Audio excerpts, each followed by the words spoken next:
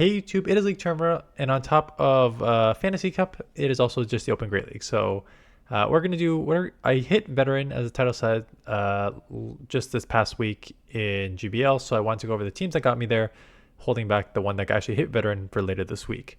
But what I'm gonna do is actually go over the rankings, the editor scores, because you'll notice the rankings have changed substantially, and if you're gonna use the teams that I used for the past week to get me to Veteran, what you need to know about like playing out different leads. So it's a little more valuable than just here's the team, good luck. So I put out a Great League teams last week, and then shot the video, uploaded it. Less than 12 hours later, it goes live, and the rankings are completely different. Some have fall offs, like Diggersby fell from like number 5 or 6 to like 100 and something. It's like, what the heck? So did some digging in pvpoke, and I know that there's editor scores, and there's now editor scores with a guide to explain what they are. So the editor score is assigned to provide commentary on meta-relevant Pokemon or improve accuracy for Pokemon whose simulated scores may not reflect their in-game performance. In these cases, a Pokemon's overall score is in combination of both the editor score and its simulated performance. Okay, so editor scores are 100, undisputed best Pokemon in the format, meta-defining and dominant pick. 95, top meta Pokemon with high usage and consistent competitive play, may have a minor drawback or weakness.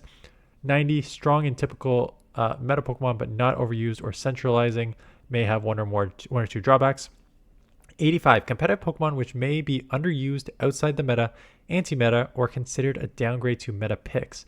80, viable but challenging Pokemon with significant drawbacks. General spice picks may require expert hands. 75 or below, not competitive, relevant, low or inconsistent performance with multiple significant drawbacks. So why it's important is because pvpoke went through and assigned those values to various Pokemon. So there's a couple that, the first one that I noticed was Diggersby, because Diggersby dropped to 104. So on the score, it was 85, and again, 85 is potentially downgraded to potential downgrade to meta picks, and that's basically what he says here. So Diggersby has fallen off in the format, overtaken by stronger ground types and stronger normal typings. Notably, it lacks the fast move pressure of Mud Slap, which has become a defining feature of the format. The bulk still keeps it competitive. So that's the thing, right? You have seen a significant downgrade in Diggersby. I think it's a mixture of Mud Slap users are preferred. There's not a lot of grass, so just the Mud Slap users and Marowak and Gastrodon are super preferred. While at the same time, you have more flyers now, so now your Scorching Sand isn't great. Your Quick Attack is an okay move, 3 and 4, so it's not anything amazing, but not anything overpowering. And so yeah, when you just have like a better other ground Pokemon and other normal type Pokemon to use, Diggersby just didn't downgrade. One other one I saw downgrade on was Lapras. Lapras didn't get any sort of nerf, but it is down to 30.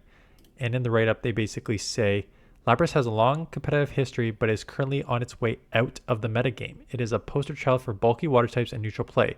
Recent shifts have left it without a clear role as it lacks decisive matchups in the meta. And that's basically like, okay, look, you have a bulky Pokemon. I've gone over how strong Lapras is many times. You have a bulky Pokemon. You have Psywave, which is a nice 3 and 4. Again, same as Quick Attack. Not overpowering, but pretty good. But most importantly, you have Sparkling Aria, where you get 2.13 damage, almost a 100 damage move for only 12 and then 11 turns. You have Ice Beam coverage. It's a great Pokemon. You have that water typing that is just strong. You have a secondary ice typing, which ice is not amazing typing, but secondary water typing there that is strong against the meta. But how many Lapras have you seen this season? And the answer on my end is I don't think I've seen any. Maybe 1 or 2, and there's a couple of reasons for this. One is, there's just general, like Dedenne has increased substantially, even though it's only ranked 1 ahead. Dedenne and other electric Pokemon, mostly Dedenne, but Stunfisk has picked up a bit. Dedenne, Charge Bugs I've seen a few more of as well. So your electrics have taken a little bit of rising. At the same time, I think Steel has gone up a lot. Bastiodon got buffed. Corviknight's number 1 top ranked Pokemon, and Empoleon got buffed. And now if you not only is your Psywave resisted on all these Pokemon, but Empoleon becomes one of the meta Pokemon, your Sparkling Aria, Ice Beam, or even Skull Bash have nowhere to go. So all of a sudden, yeah, your super strong Pokemon who has everything the same is now way lower in the rankings. So I think that some of these write-ups are good. It just means there has been a shift in the meta. Not a ton of shift. There's still a bunch of top-ranked Pokemon. Corsola, Credilli, Gastrodon, Azumarill, Marowak, Dusknoir, like Bastion. Like none of these should be surprising. And none of these have the name beside it. So Corviknight went from 1 to 14, and they basically wrote, yes, it's excellent stats and typing make it highly rated in simulations like Skarmory.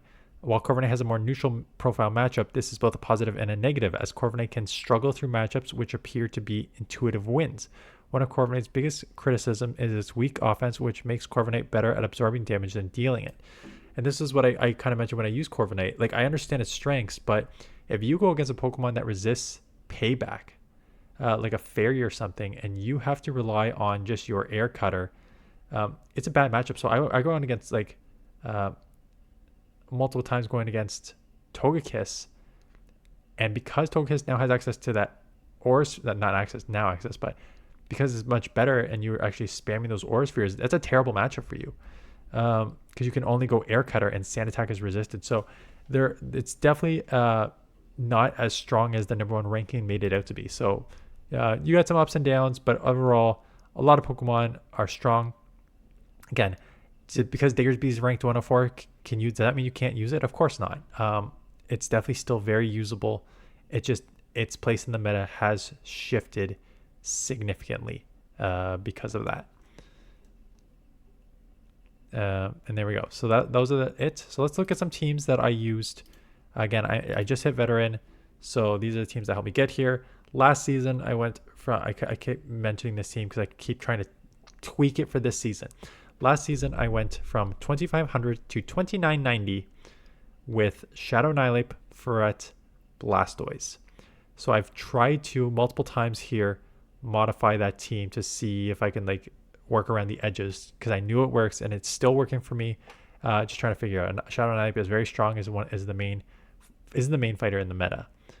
Very like Primeape and Annihilape, choose your pick. Like those are the main two.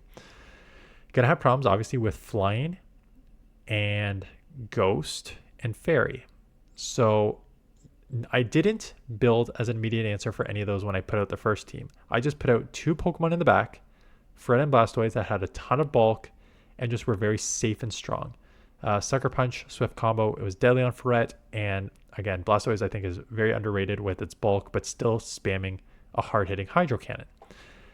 So I had those 2 in the back without thinking of like, oh, I need to cover these weaknesses. More just like, here are 3 Pokemon that I know are just strong in general. And they have been strong.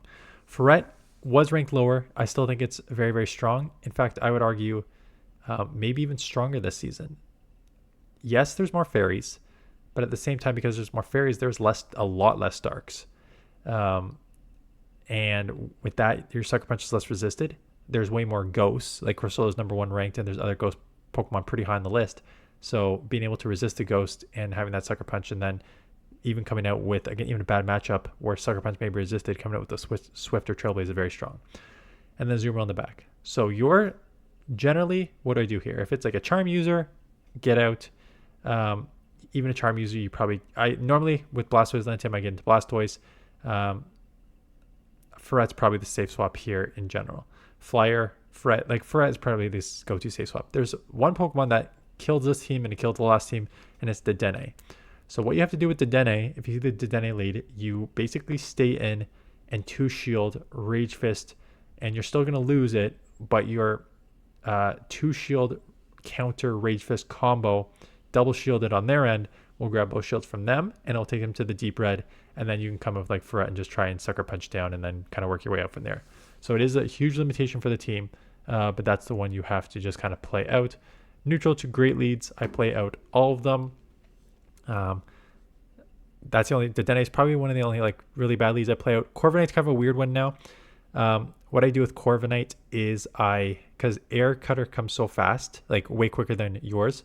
So what I often do is I go, I take the 2v1 shield, I lose 2 shields, but in doing so can counter down, and then I catch the 3rd Air Cutter. So basically it'll go shield the first Air Cutter, I'm countering, I throw my Rage Fist, I boost my attack, they're going to throw their 2nd Air Cutter, that's like 18, so then you're going to be able to throw your 2nd Rage Fist, and then before they throw their third air cutter, they're in like the deep red, and your health is pretty good, and then you jump and catch on Ferret or Azumarill, whatever one you, or Blastoise or whatever one you want to catch on.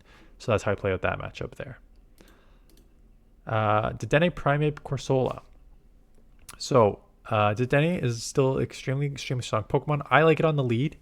I just think having it on the lead, as long as you don't see a ground in neutral matchups, you can just kind of parabolic charge your way through a lot.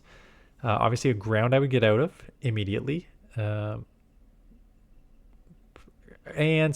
grass like Credilli. Credilli I get out of. Poison I would get out of. Ground I would get out of. Now, Primeape is the main safe swap on this team because Primeape is actually one of the top ranked safe swaps in this meta. Just because you are so spammy that if you get like 1 or 2 karate chop advantage, even against like some fairies like Azumarill, you can like rage fish your way through the matchup with this amount of spam that you can do. Plus, close combat is still a nuke. Even in bad situations, close combat still does a ton. Corsola is the number 1 ranked Pokemon. Again, my IVs are not optimal, but it has a nice Astonish move that got buffed. Nightshade's a good move. Power Gem's nice coverage, and it has nice stats. There's not a lot of dark in the meta. There's not a lot of normal type in the meta. I have at times, if you see that ground or whatever on the lead, I have at times safe swap Corsola. Sometimes you get punished, but the main darks in the meta are like Moltres and Mandibuzz, so you can have a Power Gem cover there. And then some of the normal typings are tough. You just have to go Power Gem, but Astonish being double resisted is tough. But there's not a ton of them, so you can safe swap Corsola in a pinch. Primeape is otherwise your general safe swap. Ninetales, Credilli, Jellicent. I really like how Ninetales plays this season. It is incredible. You can take, even like in Empoleon matchups, if you are able to grab that couple shit like baits with the Weather Ball and then land an Overheat. It is extremely, extremely strong with this Ember buff. Problem is it sucks against the main meta. It's weak to water, it's weak to ground, and those who have been meta forever. It's weak to rock, which is now buffed like crazy this season. And it's resisted by dragons, which got buffed like crazy this season. So you have a lot of things going against you. So you need to try and cover all of that. So to cover the waters and the grounds, I use, and sort of all those things, Credilli and Jellicent. Credilli with Bullet Seed because it doesn't make sense to also be weak to ground and then come in with an Acid user. So I want the Bullet Seed where it's faster charging and can hit super effective against the ground, and hit super effective against the water, and hit super effective against the rock. And just charges faster. So that's why I use Credilli. Credilli is your safe swap. Jellicent in the back. Try and flip switch. Depending on what the ground lead is, you can stay in with different Pokemon. If it's a Mud Sap user, like a Mud Boy, like Swampert, Gastrodon, you're out immediately. If it's Marowak, I'm probably still out of that lead. If it's like a Diggersby, like a Non, I just talked about how Diggersby doesn't have that Mud Slap pressure. If it's a Diggersby lead, I can stay in and basically overheat and then bail. Any sort of neutral matchup, how do you play it out? Depends. You can watch my video. You will see sometimes I just went straight Weather Ball and just tried to outspam. There's other times I was against like a Dusclops or something and I just went straight Overheat and then bailed into Credilli. I like Ninetales functionality in neutral matchups that you can kind of play with the spam of Weather Ball or just go over the Overheat and you can bail. Abomasnow, Drapion, Blastoise. So Abomasnow is double weak to fire. It's weak to fighting, but fire, double weak to fire there. So I covered that with Blastoise and Drapion as a safe swap. Drapion only has one weakness in ground. You can cover ground with the ice, grass, and then water at the Blastoise. You'll notice Powder Snow. I have tried Leafage. You will see a Leafage team Abomasnow coming probably sometime this week. Leafage is the better stat move. More damage, same energy as Powder Snow. Leafage, so basically it's Leafage will play better and sim better in all the scenarios except for where Powder Snow is better. And where's Powder Snow better? Your flyers, Togekiss, Corviknight, those are the main ones. Credilli, grass, you hit super effective instead of neutral with a Leafage, so grass would be super effective. Otherwise you're hitting super effective on both ground with both. Water is obviously better with grass. Like grass, Leafage just plays a lot better. So you can use Leafage for more damage on this Pokemon. Sea of Fire. Again, Blastoise is very safe. If I see a Charizard or Talonflame lead, I'm not going into Blastoise because they probably have an answer for that. I'm going into Drapion, which can spam the Aqua Tails and try and burn some shield time, burn Switch Clock. stuff like that. So Sea of Fire, Sea of Fighter, those are the main ones I'm leaving. Scizor, like Steel, you're leaving that because you're weak on that because of the ice. Going to Drapion is your safe swap. Steel, so Drapion, Fire and Fighting, I'm probably going Drapion. Steel, if it's a Scizor, I often go to Blastoise because Blastoise resists the Bullet Punch. Yes, you need to worry about the Trailblaze, but resisting the Bullet Punch is pretty nice to have. Again, I'm not going to talk about this team too much because I replaced Ferret with Lickitung. It's the old team replacing Ferret with Lickitung to see how a newly buffed Lickitung plays as a safe swap. Not surprising, it plays well. So I'm not going to talk too much about the team because it's the same one.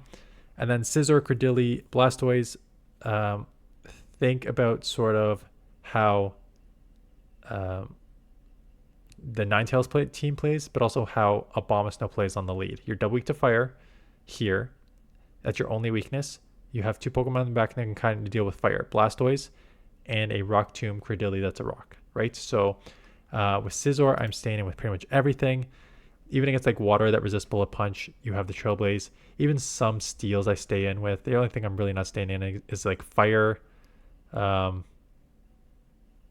to think there's like any other Pokemon that are just really bad for Scizor on the lead besides fire. I'm sure there is, and it's just not coming to me. But for the most part, I'm staying with almost anything. Using that shield advantage, if I can, to take Switch, because you can potentially take Switch and get a move off on the next matchup, and then align whether you want a Grass or a Water Pokemon, depending on what's in the back.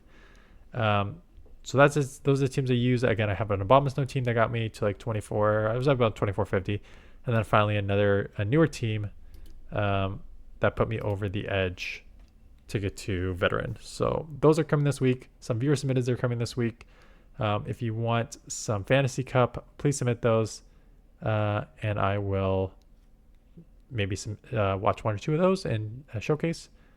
But otherwise, lots of great leagues coming this week as we continue our run to legend. I've played every single game, every single set, every single game so far this season. I have not done that for the past like 6 or 7, so I'm keeping that up right now. Definitely can keep it up with this week because Great League is here.